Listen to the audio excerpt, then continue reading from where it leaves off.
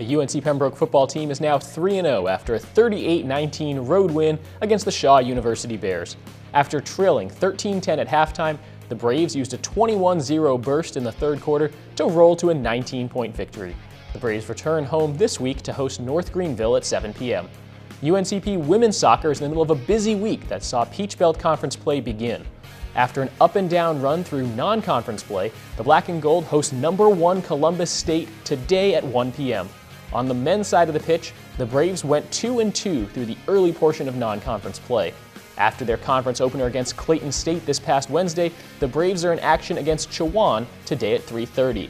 UNCP volleyball also began Peach Belt Conference play with losses at Lander and USC Aiken. The Black and Gold continue their stretch of 3 straight at home this afternoon with a match against Columbus State at 2 p.m. UNC Pembroke Cross Country had last week off. They're in Nashville, Tennessee today for the NCAA Division II Showcase Invitational. And after top two finishes in the first 2 tournaments of the year, UNCP women's golf plays at Bluffton, South Carolina this weekend. The Black and Gold Report starts now.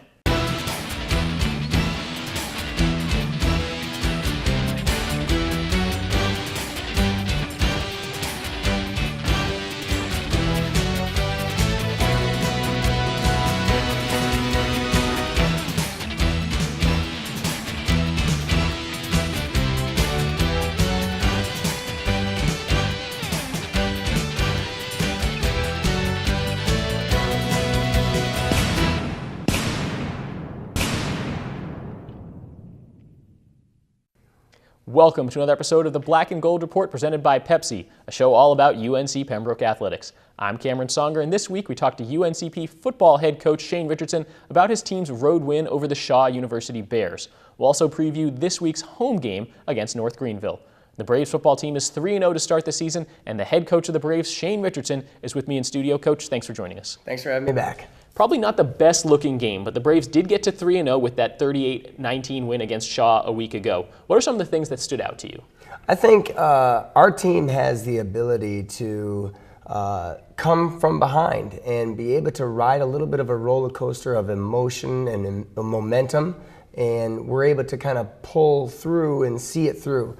And I think we're learning that we have a team that can fight through adversity and be able to overcome. And I wish that we didn't have to always do that. I wish that we, would be able to kind of put a 4-quarter game together, and that's going to be a message that we really try to emphasize this week and really make sure that our guys know and understand how important it is to put together 4 quarters of momentum and emotion and just the focus that it takes to play a full 4-quarter game. Well, let's start with the first quarter as we kind of break this down a little bit. It was another slow start for the Braves, giving up that long touchdown by Shaw early in the game, and then the offense kind of taking a little while to get going. What went right, but what also went wrong in quarter number 1? I think there's some times where you're feeling out the opponent, and it's a little bit of a chess match to see what are they going to do, how are they going to respond to what we're doing. And we've just got to be better at taking the confidence and the preparation that we have focused on all week and just take it and roll with it. And us be the dictators of the tempo, us be the dictators of what they need to do in order to stop us or in order to try to beat us if they're on offense, to try to match our defense. I think we need to be just better in that sense. I think there were some bright spots, though, as you're hitting on. And so it just took us a little while to get that going until we felt that out. In the second quarter, both teams had some chances. Ultimately, it was your defense keeping things close, allowing it to be just 13-10. You were trailing going into halftime. How important was the defense in the first half especially, but also throughout the game? I think very important. Defense actually graded out very well, aside from a couple plays, and we saw those.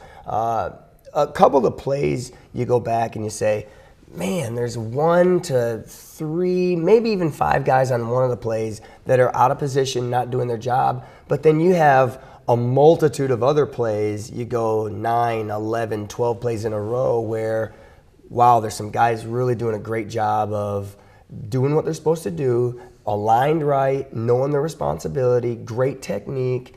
And it's just unfortunate that on some of those plays, you got 1 guy, 2 guys, 3 guys, or on one of the plays, it was about 5 guys out of position. And before you know it, it's a touchdown. And it's a touchdown against good opponents, good athletes. and the quarterback had 2 of them, and he was elusive. And so we've got to be better, but I think the defense did a really good job, as you're talking about, Cameron. Well, so the first half, trailing 13-10 going into halftime, seems like I say this a lot, but the second half was a completely different story. The black and gold winning the third quarter, 21-0. Walk us through what happened, because it started with the defense. Yeah, so I think second quarter, we win at halftime, and I think our team knew that we did not play to our potential the first half. I think they knew that we were capable of more, and our expectation is high, and I think that they knew that as leaders, they knew that as veterans. The older guys they took the group, and I also challenged them and told them that it's going to be the players that win the game. It's going to be the players that perform well. The coaches, we're going to coach you and tell you and give you all the information that you need, but if the players don't receive and embrace those messages and understand how important the communication is on that front, it doesn't matter. And so I think they did. They responded well. They went out at second half, and we definitely got the momentum rolling. Defense came out, and I think our first 2 series, it was only 1 play at a time, and we got a takeaway, and the offense was able to capitalize. And first play on offense, we went up top and hit them right away for a touchdown, and it just really started to fall in line and help everybody become a little more settled in and feel more confident about where we were going there. All right, Coach. Stay where you are, because we still have a lot to talk about here as we move forward through this game, and then also previewing next week's game. But we do need to take our first time out here on the Black and Gold Report. We'll be right back with Coach Shane Richardson right after this.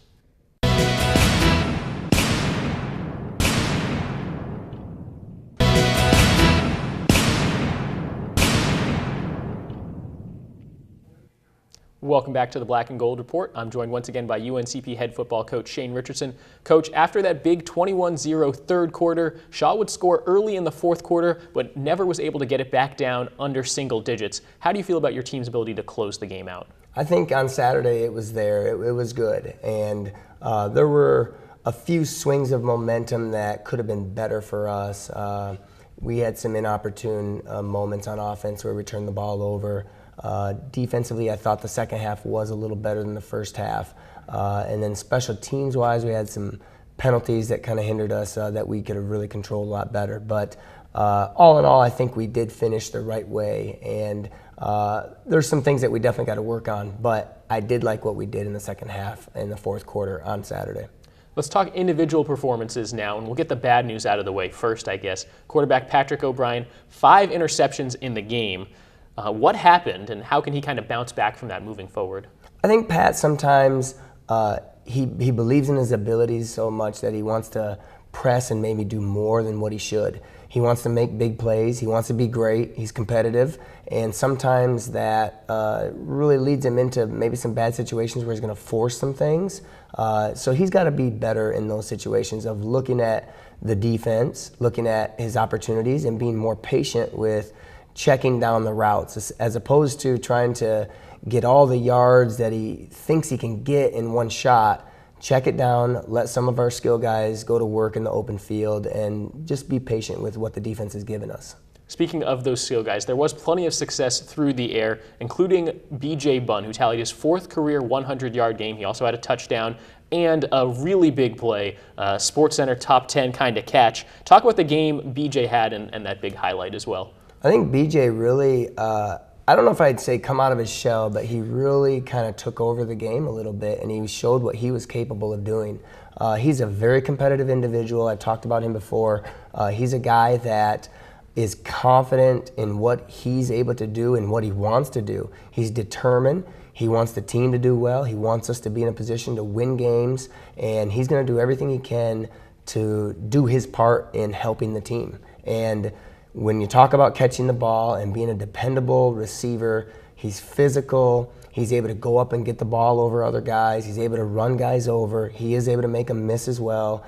He just had a great day on Saturday. And the catch that he made there, it didn't really surprise me, to be quite honest. I mean, he's a guy that prepares the right way. He works hard. He's not a guy that's going to go out and just all of a sudden just only turn it on game day. And so while it was a phenomenal catch, he's a guy that he works for it and when you have that preparation and that mindset, those types of things happen to players like that.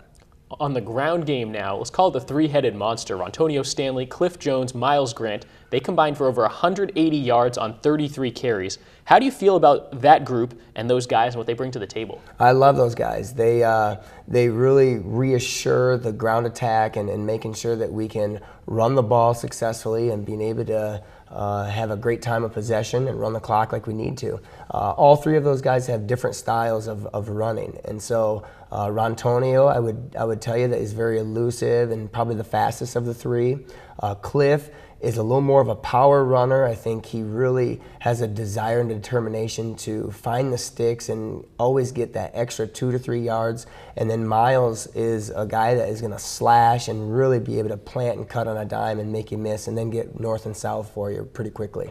On defense, it's tough to pick out any individual guy or really guys who had a good game on Shaw. It was solid all around. Tyler Hinton led Code Black. He had 6 tackles. Eris Brooks, 3 tackles for a loss. Sean Everett, his second interception of the season, also pitched in with 5 tackles. There were plenty of good performances against Shaw. Great defensive performances. I like it when there's not necessarily 1 or 2 guys that just stand out above all the rest. It means that we're playing great team defense. Everybody's doing their job, and they're focused on their responsibilities to help each other out. But I think Alpha Lamine was in there and in the D-line, very active, had a great week of practice, got off the ball extremely well. We challenged him. He really responded on Saturday. PJ Everett, as you mentioned, who was actually named our defensive player of the game, and he really did a great job. Young guy that doesn't have much experience, and so it was good to see him come out and perform well. And Elijah Williams, one of our defensive captains, very solid all-around game for us, graded out extremely well, and continues to have a great voice out there as well. You've seen your team play 3 games now. Last week, we talked about the importance of keeping the composure in emotional situations. Is that still the #1 thing you want to see your team improve upon? And what else is an area that is sort of an area of focus and practice this week? I think emotional composure is really important all the time. When you get into heated situations in a game and on Saturdays, it's really important to be able to check your emotions and check the situation and understand that keeping a level head and knowing what your responsibilities are, how important that means to everybody else. And so that's definitely a really important factor. I think our team needs to understand that it's more about ourselves and not about the opponent or the situation. And I think we can do a better job of that. We're going to continue to go through the schedule, and every week just naturally gets more difficult as you go through the season, no matter who the opponent is. And so we're not going to be able to just fall back on, hey, we can be a great second half team and give up a first half mistake here or there. We've got to put 4 quarters together. We've got to know how important it is for ourselves to be on point for the entire 4 quarters of a game from here on out for the rest of the season. All right, Coach, we need to take another break on the Black and Gold Report, but when we come back, we'll preview a big home game in Pembroke this weekend. Don't go anywhere.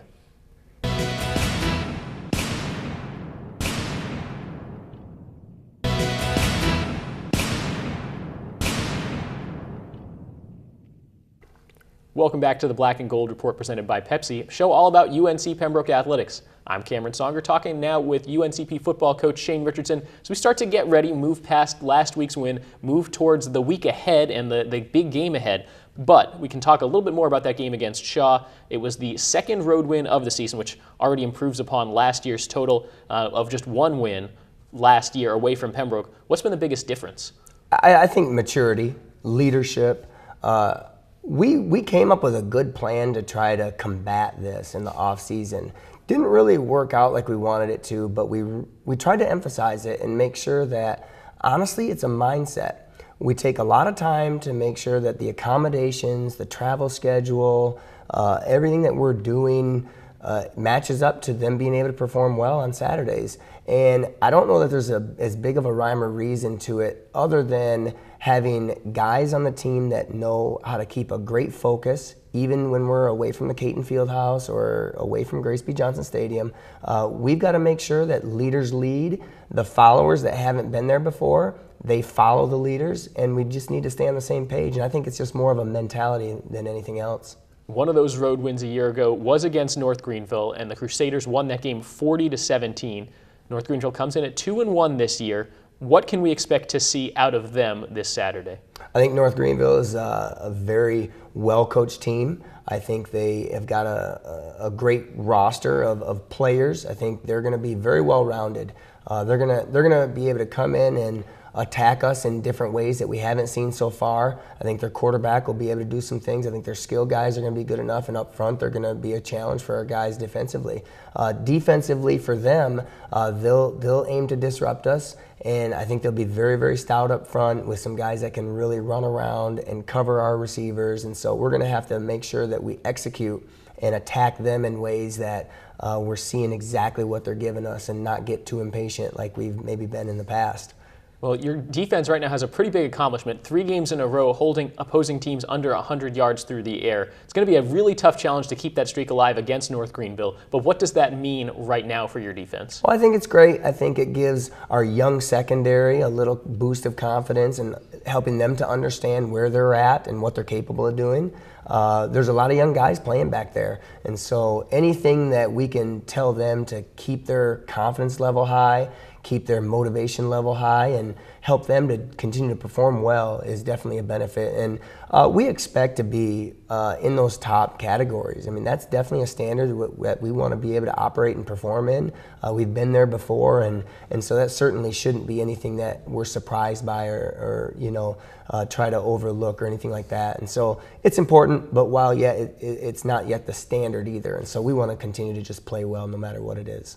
Your team is 3-0 this year and playing the same first few teams in the same order that you played them last year. How important has familiarity been, and how important will it continue to be? I think once you match up against a team the year before, you get a little feel for their style of play.